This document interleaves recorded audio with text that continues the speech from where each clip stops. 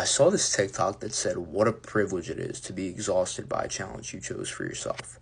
Dude, that threw me through a loop. Because entrepreneurship, right, I have my own business. It's arguably one of the hardest career paths. You have all the risk. It's extremely isolating. You don't know what's going to happen from one day to the next day. It's uncertain.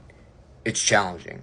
And the other day, I was driving through one of those, like, turnpike things, and I was like, dude, it's so crazy that they still have someone working in the booth to collect cash. Trust me, I'm going to tie this all together.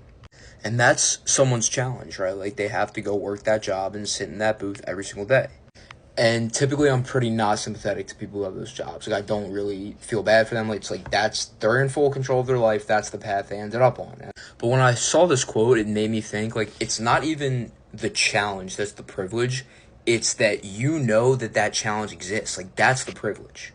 What I mean by that is, like, that person who's working that job is probably so weighed down by limited beliefs, by lack of resources. Like, they don't even know it's possible to pursue something different. But it's like, that could have been me too. If a very specific set of circumstances didn't happen, I wouldn't be who I am today. And like, what this really is it's feedback loops, and it's how early you're rewarded for things in your life. Like, me personally, I've kind of always been an entrepreneur, right? Like, I used to do like lemonade stands and all that stuff. But this person probably was told from a very young age that, like, you can't be anything. Like, that's just ingrained in their mind. And it's like, yes, nowadays with the internet, like, there's so much stuff online. Like, you could become anything you want to become. It's very accessible and possible. But if you've been told your whole life that you can't become anything, it makes it so much harder. And that's why people still are in that loop of, like, that's their challenge. They have to go work at a grocery store. They have to go clean the floor. Like, that's why that exists. It's because they've been told from a very young age that they can't do anything.